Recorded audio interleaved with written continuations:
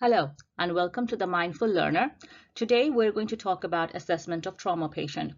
I recently did my ATLS course and it is a very good course. While I was studying for it, I also used the study material for my examination preparation for my postgraduate exam.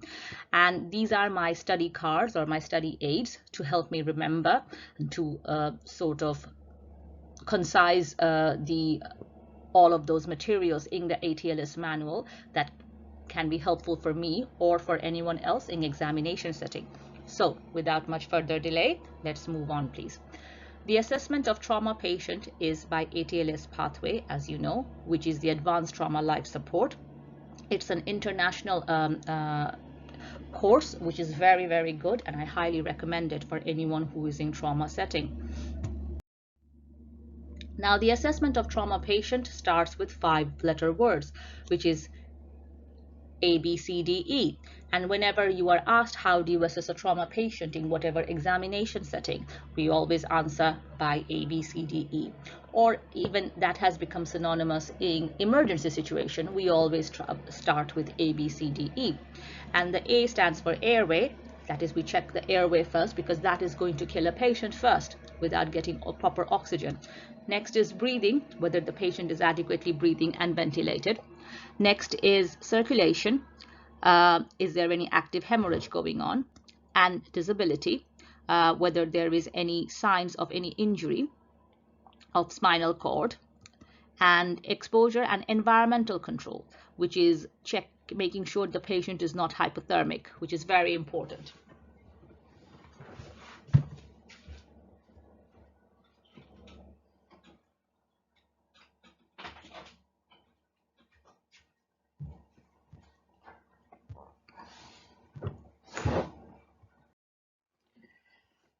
Now, whenever in trauma series, when you are going for your examination, if with these 5 things, there will also come 5 adjuncts with it. By 5 adjuncts, I don't mean adjuncts really, I mean something that you have to do simultaneously with them. So whenever we are checking the patient for airway, we always check the patient that whether the patient's C-spine is immobilized, and that is very important.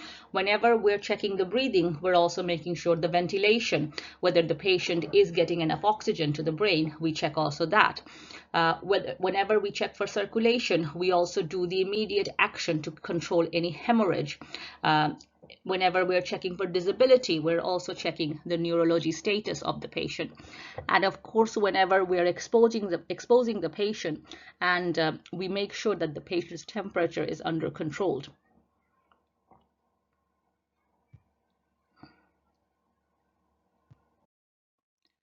Now, the assessment of airway in trauma, first of all, is very simple. Can the patient talk? So you always ask a patient's name. You always ask the patient to talk. If the patient can talk, that means 2 things. Number 1, the patient's airway is patent.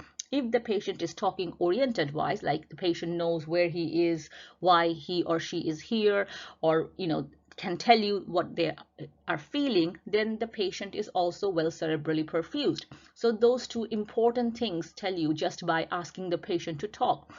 And also on a personal level, I think talking with the patient, explaining the patient while you're doing it, if anybody has ever been in a trauma situation, you can only imagine how scary it might be for that patient. So talking and reassuring to that patient, constantly talking with the patient, opening a chat of communication is, I think, it's also a humane part for treating the patient. Now, is there any signs of airway obstruction? Now, if you are going for your OSCE examination for any settings, whenever you are asked to assess the patient, I always try to remember it in a method. So my method is, 4 pillars basically, which is inspection, palpation, percussion, and auscultation. And if you remember it, and if you go through these settings, then it's most likely you will not forget anything and come across as a person who goes through systematically and not going through all the way around, haphazardly in all of the settings. So whenever we talk about something, we will talk about in these 4 settings, which is number 1, inspection. In the Is there any signs of obvious airway obstruction like foreign body, any facial or neck injury causing obstruction, any head injury such as causing low GCS? Because if a patient is having a falling GCS in front of you, and also the patient has a low GCS like GCS 8, the patient should automatically be intubated. And of course, you must reevaluate. Just because the patient was talking to you in the beginning of the trauma, when you first saw this patient, that doesn't mean the patient will be talking to you throughout. So you must assess and you must talk with the patient, and you must reassess the airway frequently during your assessment of airway and assessment of the trauma patient. If the patient, now next comes to the breathing basically. If the patient is talking and oriented, most likely the airway is patent and the ventilation is adequate. And in this case, you always give the patient supplemental oxygen, which is 15 liters of oxygen. You put a pulse oximeter on the patient, or you check the pulse, but ideally you put a pulse oximeter to check the saturation. And coming back to my 4 methods, this is place when you assess the breathing for the patient. You inspect first, is there any injury in the neck? Is there any neck vein distended, such as would be in cardiac tamponade? Is there any injury, bruise, or like seatbelt mark in the chest, which means most likely lung fractures, contusion, pulmonary contusion? Is the movement symmetrical or asymmetrical? Is there a flail chest component, that is? Next, we move to palpation. We palpate each side, and we always compare when we palpate to see whether there is any tenderness or any crepitations. Percussion, again, on each side, compare with each other, whether it's hyperresonant, such as in pneumothorax, or dull, such as in hemothorax. Auscultation, whether the breath sound is absent, which will be in any hemo or pneumothorax, whether it's diminished, such as would be in rib fractures, and whether it's or is present okay. So these things, if you go systematically, then this helps you to remember. Next is assessment of circulation in trauma. Now, when the patient is talking to you and in an oriented fashion, most likely that means the brain is getting enough oxygen, and the brain will only get enough oxygen if it is getting enough oxygen, if its airway is patent, if its breathing is sufficient, and its circulation is not compromised. So when the patient is talking to you, that means the patient, in an oriented way, that means the patient is cerebrally perfused. You also check quickly about any skin color. Is the patient pale or clammy? Is the patient sweaty? Check the pulse. Is the pulse thready pulse? If you can't feel peripheral pulse, also with associated fractures, think about whether that neurovascular system is compromised of that limb. But also check for central pulses to make sure it is it thready, or is it a strong bounding pulse? In this circulation status, you always ask for 2 wide bore cannulas to give IV fluid at the same times, and make sure the IV fluid is warm IV fluid. Now, you can heat IV fluids in microwave, depending on certain low settings, but ideally they should be going on a warmer. In austere environments where you might not have a warmer, you can do it in a microwave setting, but you should never put blood products in a microwave setting, and you should never give blood products or fluids when they are very cold to the patient, as this will only exaggerate their hypothermia. Again, we go for inspection, palpation, percussion, and auscultation. Inspection: is there any bleeding in the chest, abdomen, or limbs? Bruise: is there any blood in the meatus, bruising on the perineum, which will indicate pelvic fracture? Is there any obvious fracture of the pelvis, or is there deformity or fracture of the limb? If there is any, the easiest way to remember is blood on the floor and 4 more. So 4 more being head, chest, abdomen, limbs. If you see any kind of fracture or dislocation or deformity, you correct it, because that can be a potential source of hemorrhage. For an example, like if you see pelvic fracture, if you see the pelvic being obviously bruising around the pelvis, you put a pelvic binder on. If you see the leg is being deformed and there is obviously a femoral fracture while the leg is rotated in a certain way, you put a splinter on. And that would not only that will not only help the hemorrhage control, but also that will minimize the patient's pain also. Next is palpation. Do you feel any tenderness in the abdomen? Is the patient's peritonitic or guarding? Is there tenderness on the pelvis or limb? Now, remember, it is not recommended to rock the pelvis like they used to, because if there is a pelvic fracture and if there is any clot, then by rocking the patient, the pelvis, by checking whether the pelvic is stable or not, you will dislodge any clots. So it's not advised to do that anymore. Percussion of the abdomen, is it dull or is it hyperresonant? Dull usually indicates any fluid. Auscultation, is there no bowel sound present, which is very, very hard to differentiating a noisy trauma environment, but for examination purpose, we will say this. Now, the assessment of disability in trauma is 4 things. Number 1, what is the patient's neurology status? That is GCS, that is Glasgow Coma Score. And you really have to remember it by heart. This is a very common question that comes, especially if on any trauma setup questions, in any postgraduate questions also, such as FRCS. And so you really have to know this by heart. The pupillary size of the patient, is the pupil equal or reactive? Is one of them very small, pinpoint? Is there a substance misuse? Or is one of them blown in case of head trauma? Lateralizing sign of spinal cord injury, whether you can see whether the patient can move both limbs similarly, whether the patient can feel both the limbs similarly. So these are the lateralizing sign of spinal cord injury. And of course, blood glucose. If the patient is hypoglycemic, we must correct that, because that will also improve the patient's cerebral and status and GCS. Now, the GCS, as I mentioned, we really have to memorize for our examination purposes. And the way I remember it, or I try to, is EVM and EVM 456. So the I, as you can see, that it has been slightly modified in the new manual, because we no longer say on pain, we say on pressure. So on eye movement. So the other thing you remember is the EVM 456 is the lowest score is 1. All right, so for the eye, no eye opening is 1, open on pressure, which is 2, open on command 3, and open spontaneously 4. Verbal response, again, no response 1, incomprehensible sounds is 2, inappropriate words is 3, comprehensible sentences when asked is 4, and spontaneous is 5. Motor function, 1 is no movement, B is abnormal extension, 2 is abnormal extension, 3 is abnormal flexion, 4 is normal flexion, that is withdraws himself from the pain stimuli, which is a normal response. 5 is localizes to pain, tells you where the pain is, and 6 is spontaneous movement. And we must really know it by heart. Now, the exposure and environment of trauma patient is the last assessment of the trauma patient in the primary survey. However, it is very important.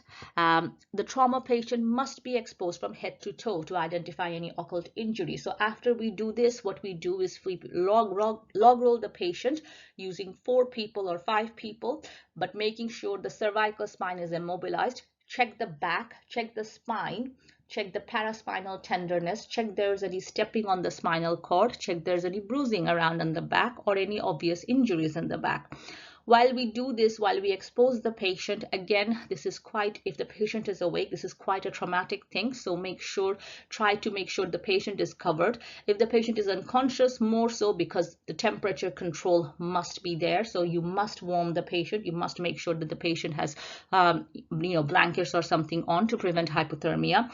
The room temperature is hot to ensure patient does not get into hypothermia, and the fluids and bloods must be warmed before they are given to the patient.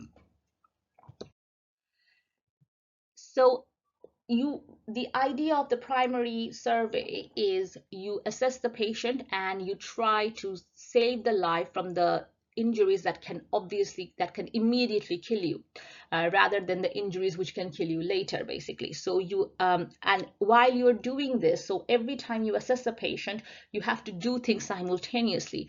If you are sitting for an exam, you do not, for an example, you have a patient who's having problems with the A. Before you sort out the A, you are absolutely happy that the patient's airway is secured. You do not move to B. And every time you do some intervention, you have to assess the impact, like, the resuscitation you're giving, is it improving? Is the patient's numbers and stats are improving? So to assess those, we can do some additional methods, such as pulse oximetry. The pulse oximetry checks the pulse rate and the oxygen saturation. The blood pressure, remember, in pregnant patient and especially in elderly patient, the blood pressure tends to be higher than the baseline level. Body temperature, prevent hypothermia. Urine output, if there is no sign of perineal or injury or ureteromeatal injury, then, or pelvic fracture, then it is safe to catheterize a patient, especially when the patient is in shock and we're giving him or her blood products and fluids to get the responsiveness, to see whether the patient responds or not. So urine output is a very good way to check peripheral perfusion. Arterial blood gas, it is something we do here regularly. In UK, for an example, we will take the VBG at first to check it, or ABG. Ideally, ABG should be checked because that will give us two things. It's a very quick test to give us the HB, and also we check the lactate, whether the patient, when they've come in, is profoundly acidotic or not. Chest X-ray and pelvic X-ray. Most places in United Kingdom, depending on the trauma, will go for a trauma CT. However, depending on the situation, depending on the patient situation, every trauma patient should have a chest and pelvic X-ray, and the chest and pelvic X-ray should also be done if there's any intervention has been done, for an example, chest drain. The pelvic X-ray, if you are doing it while you have a pelvic binder on, do not be fooled if you see that the pelvic, that there's no fracture. It might be just the binder has close the fracture, or position the fracture. So whatever you do, you have to do not take the binder off. If you see that the pelvic looks fine on an X-ray after you put a pelvic binder on, always seek the opinion of an orthopedic surgeon, and always make sure that the pelvic binder is off on a secure setting, like in a theater environment, as if there is any suspicion of pelvic fracture and bleeding from there. Fast scan, it is quite commonly used, and it is, however, very user dependent. You can see some free fluids on the abdomen, but sometimes they can be quite difficult to see if there is a lot of hollow viscous with gas. Diagnostic peritoneal lavage is something you rarely see nowadays. But it is, again, because can be quite useful. You basically put some saline into the abdomen, and then you flush it out to see whether there's any blood in the peritoneal fluid or not. More on this later presentations. And of course, if the patient is intubated, you can check the capnography, the carbon dioxide level, and of course the ventilatory rate, whether they have improved after you have done your interventions or not. So these are the things that can help you to assess the impact of your resuscitation. The special population that you should be extra mindful about is children, elderly, pregnant people, athletes, and obese people, as their physiology is slightly different. After you do the primary survey, you must take the history of AMPL, that is allergy. Does the patient have any known allergy under any medication, especially diabetes, steroids, and all that sort of medication? Any past illness, such as any operations, and any pregnancy. All females of childbearing age, irrespective of their last menstrual period, should get a pregnancy test. Last meal, if the patient remembers. Events and environments related to the injury. For an example, if the patient was in a car crash, was there any other passenger death? Did the patient extricate himself or not? And last of all, you have to do the secondary survey, which is a much more thorough examination from head to toe to rule out any occult injury. Thank you for your patient listening. I hope this was useful to you. I use this as sort of like a condensed study aid for my memory for exams, and I hope this will be useful to you too. Please leave some feedback, and I will be very grateful if you subscribe to my channel and help it to grow with me. Thank you.